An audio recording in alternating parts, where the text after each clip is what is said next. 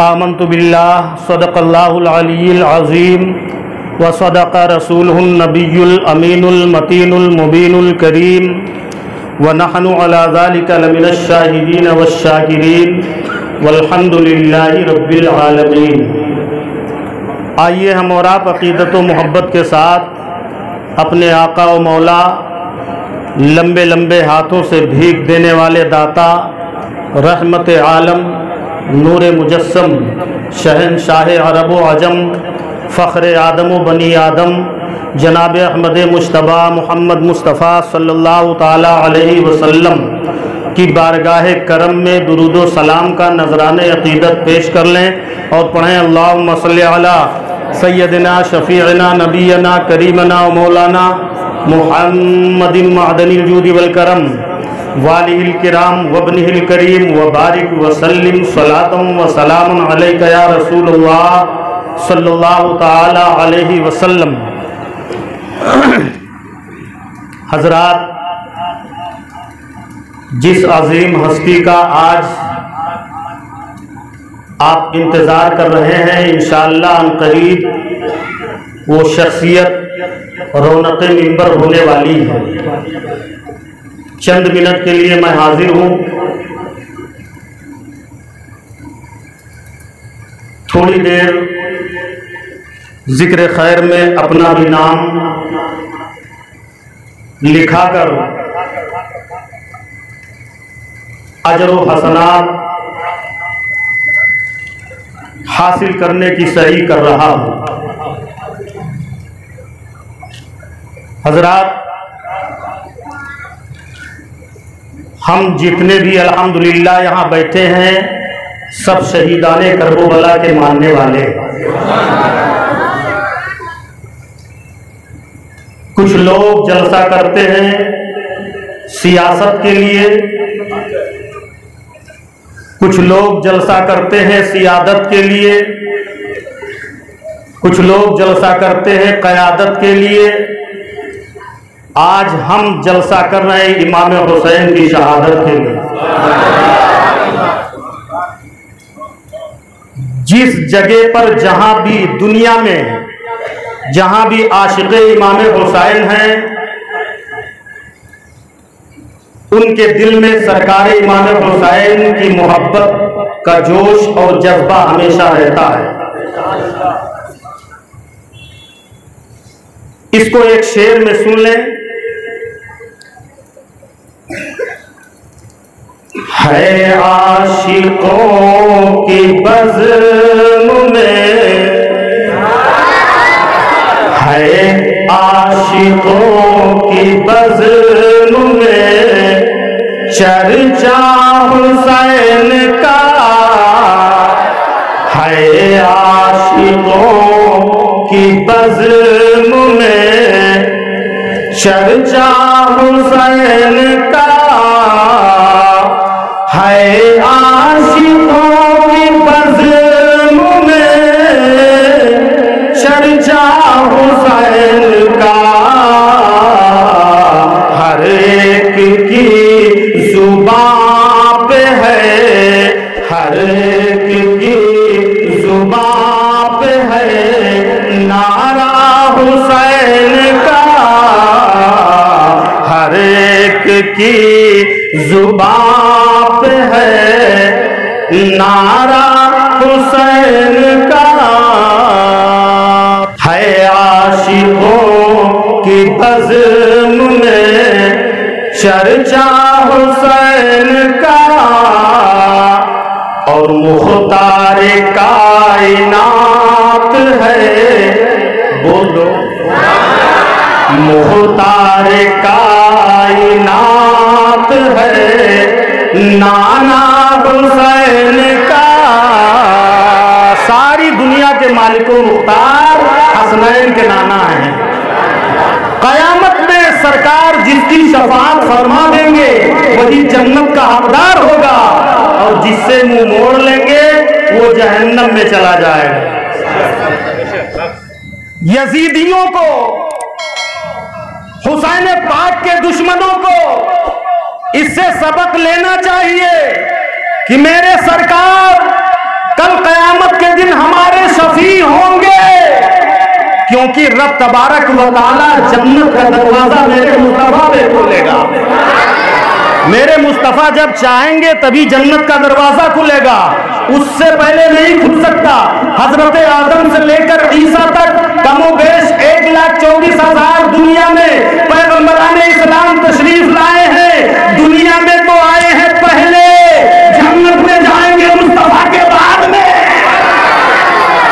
और दुनिया में जितनी उम्मतें आई हैं, हजरत आदम की उम्मत, सीटी कम करो, हजरत आदम की उम्मत, हजरत नूह की उम्मत, हजरत शीश की उम्मत, हजरत यहया की उम्मत, हजरत सालेह की उम्मत, हजरत इदरीस की उम्मत, हजरत इब्राहिम की उम्मत, हजरत इस्माइल की उम्मत, हजरत नूह की उम्मत, हजरत सालेह की उम्मत, हजरत जकरिया की उम्मत, हजरत याकूब की उम्मत, हजरत इसहाक की उम्मत, हजरत यूसुफ की उम्मत, हजरत यूनुस की उम्मत, हजरत मूसा की उम्मत, हजरत दाऊद की उम्मत, हजरत सुलेमान की उम्मत, हजरत ईसा की उम्मत, ये सब मेरे मुस्तफा की उम्मत से पहले दुनिया में, क्योंकि नबी पहले तो उम्मत भी पहले, और जोर से नबी पहले तो उम्मत भी पहले।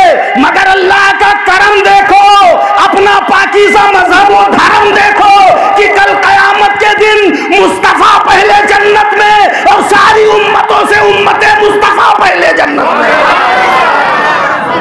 दुनिया में पहले आई है सब उम्मतें, मगर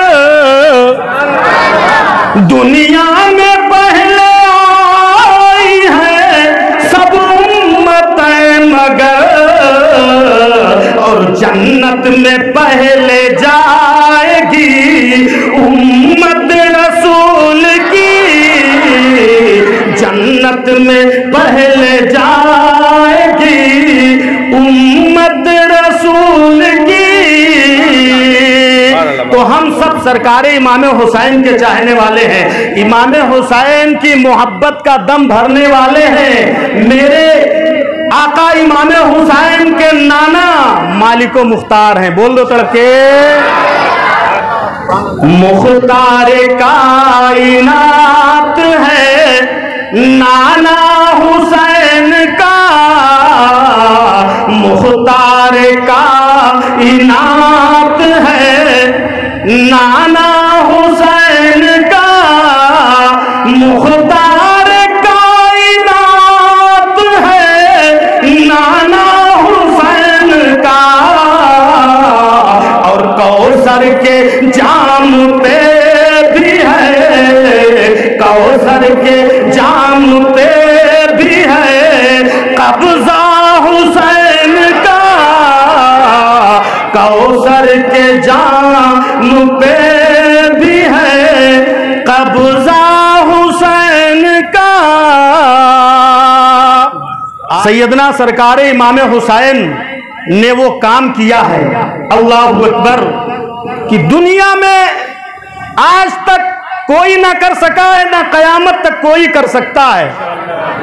क्योंकि दीन शरीयत को मेरे सरकार इमाम हुसैन ने बचाया है, दीन मुस्तफा को इमाम हुसैन ने बचाया है, इस्लाम की शजर को अपना खून दे करके हरा भरा फरमा दिया है। वो सरकार इमाम हुसैन है। अल्लाहु अकबर। एहसान वो किया है इमाम हुसैन ने।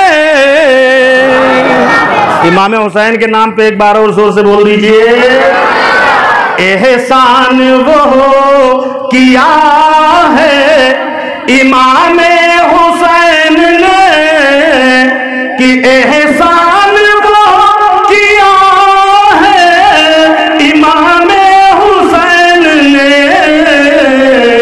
हम सब चुका न पाएंगे, हम सब चुका न पाएंगे कर्जा हुसैन का, हम सब चुका न पाएंगे कर्जा हुसैन का। है आशिकों की बज़्म में चर्चा हुसैन का, तबारक व तआला कुरान मुकद्दस में इरशाद फरमाता है, वला तक़ूलू लिमन युक़तलु फ़ी सबीलिल्लाहि अमवात। और जोर से अल्लाह तबारक व तआला इरशाद फरमाता है कि जो अल्लाह की राह में कत्ल किए जाएं उन्हें मुर्दा मत कहो, उन्हें मुर्दा मत कहो, बल अहयाउन वलाकिन ला तशऊरून, बल्कि वो जिंदा है, उनकी जिंदगी को तुम समझ नहीं सकते, उनकी जिंदगी समझने का शऊर नहीं रखते, नहीं समझ सकते उनकी जिंदगी क्या है। हजरात, ये तो सरकार इमाम हुसैन की बात है।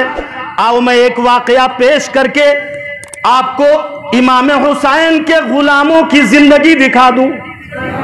इजाजत है? सबकी तरफ से हाथ उठा के कहिए या रसूलुल्लाह। हजरात, मुल्क शाम में 3 नौजवान रहते थे, तीनों सगे भाई थे, तीनों मोमिन थे, ईमान वाले थे। वहां ईसाइयत का गलबा हुआ। ईसाई बादशाह था, उसने हुक्म दे दिया जो मुसलमान जहां मिल जाए पकड़ लाओ। अगर वो अपना मजहब बदल देता है तो उसका इस्तकबाल किया जाएगा, उसको जिंदा रहने का हक दिया जाएगा, और अगर ईसाइयत नहीं कबूल करता है तो उसको मार दिया जाएगा, कत्ल कर दिया जाएगा। सिपाहियों को हुक्म दे दिया। अब सिपाही मुसलमानों को तलाश कर करके लाते थे, काटते थे, मारते थे। जो अपना दीन छोड़ देता था उसे जिंदा छोड़ दिया करते थे। 3 भाई थे, उन्होंने मशवरा किया कि चलो ये देश छोड़ देते हैं, मुल्क छोड़ देते हैं और छोड़कर चलते हैं किसी दूसरे मुल्क में, वहीं अपनी जिंदगी को बाकी गुजार लेते हैं ईमान के साथ, ईमान की सलामती के साथ। अब वो तीनों भाई चले, रास्ते में सिपाहियों ने पकड़ लिया और पकड़ने के बाद उन तीनों को बादशाह के पास ले आए, और लाने के बाद बादशाह ने अपने दरबार में उनसे कहा कि ऐ मुसलमानों, तुम अगर अपना मजहब नहीं छोड़ते हो तो तुम्हें जान की कुर्बानी देनी पड़ेगी, तुम्हें जिंदा नहीं छोड़ा जाएगा। तो उन्होंने तीनों ने बैक जुबान होकर कहा, अगर आज का मुसलमान होता तो कह देता कि अरे बादशाह जो कहोगे वही करूंगा, मगर वो ऐसे पक्के ईमान वाले थे, उन्होंने कह दिया कि गुलामाने मोहम्मद जान देने से नहीं डरते, अरे ये सर कट जाए या रह जाए कुछ परवाह नहीं करते। हमको ये परवाह नहीं है कि तुम हमको मार दोगे, हमें सूली दे दोगे, हमारी गर्दन उड़ा दोगे। हम अपना जो इस्लाम मुस्तफा जाने रहमत से मुझे मिला है, उस इस्लाम को हम नहीं छोड़ेंगे, चाहे जान रहे या अल्लाह के नाम पे कुर्बान हो जाए। और जोर से समझ में बात आ रही ना? तीनों ने बैक जुबान होकर कहा कि हम नहीं छोड़ेंगे। मैंने जो बात छेड़ दिया है उसको मैं पूरा कर दूं, इजाजत है? बोलिए भाई, इजाजत है? हजरत से भी इजाजत पहले ही ले लिया है, बस इसको जल्दी जल्दी इंशाल्लाह पूरा करेंगे। तो हजरत, बादशाह ने कहा कि आप लोगों को जान देना पड़ेगा। कहा कोई बात नहीं, जान दे देंगे नबी के दीन पर। बोलो बोलो बोलो, जोर से बोलो। एक आले नबी के चेहरे की जियारत करके हसनात हासिल करते रहें। और ये चंद जुमले सुन लें। तो हजरात, बादशाह ने 3 देग मंगवाया, तवज्जो, 3 देग मंगवाया, आग जलवा दिया, देग को तेल से भरवा दिया, देग खौलना शुरू हो गया। जब तेल बिल्कुल खौल गया तब सबसे बड़े भाई को उठा के उस देग में जिंदा ही डाल दिया गया। अल्लाहू अकबर। जालिम का जुल्म देखो, कह रहा है अपना ईमान छोड़ो वरना जिंदगी नहीं दूंगा, मौत के घाट उतार दूंगा। देग में डलवा दिया। वो बड़ा भाई देग खौलते हुए देग में गया, थोड़ी देर में वो ठंडा हो गया। दूसरे भाई को दूसरी देग में डलवा दिया, वो भी खौलते हुए तेल में गिर करके जा करके थोड़ी देर में वो भी ठंडा हो गया। तीसरा भाई बचा जो छोटा था, नौजवान था, नौउम्र था। वजीर ने बादशाह से कहा, अय बादशाह, अभी ये नौजवान है, इसकी जवानी पे मुझे तरस आ रहा है, इसको तू मेरे हवाले कर दे। मैं एक दिन में इसका धर्म परिवर्तन करवा दूंगा, इसका इस्लाम से बाइकाट करके इसको अपने मजहब ईसाइयत में दाखिल करवा लूंगा, ईसाइयत कबूल करवा लूंगा। तो बादशाह ने कहा ठीक है, तुम्हें इजाजत है। अब वो वजीर चूंकि सोच के ये लेके गया कि इसको लेकर जाऊंगा, मेरी एक लड़की है, बड़ी हसीन है, बड़ी जमील है, बड़ी खूबसूरत है, बड़ी हुस्न वाली है। अपनी लड़की से कहा, ऐ मेरी लड़की, तुझे देखने के लिए मुल्क शाम के बड़े बड़े रईस ज़ादे शहजादे तरस रहे हैं, तेरी मोहब्बत का दम भरते हैं। तुझे एक काम आज सौंप रहा हूं, अगर वो काम तूने कर दिया तो समझ ले जिंदगी का सबसे बड़ा तूने काम कर दिया। कहा क्या बात है अब्बा हुजूर बताइए। कहा एक मुसलमान नौजवान है, उसके धर्म को छीनना है, उसके दीन को छीनना है, वो है मुसलमान, उसको इस्लाम से फेर कर ईसाइयत में दाखिल करना है। लड़की ने कहा ये तो मेरी चुटकी का काम है, ये तो मेरी चुटकी का काम है, जैसे ही मैं पर्दा उठाऊंगी मुझ पे आशिक हो जाएगा, जो मैं कहूंगा वही वो करेगा। कहा ठीक है बेटी, ये काम कर दे।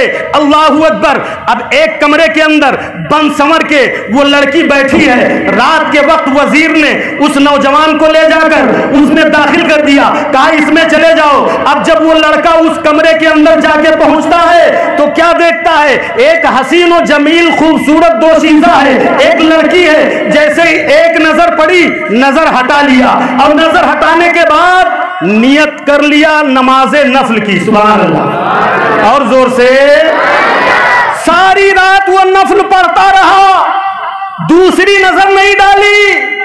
उसने सोचा हो सकता है आज इसकी इबादत का कोई खास दिन हो।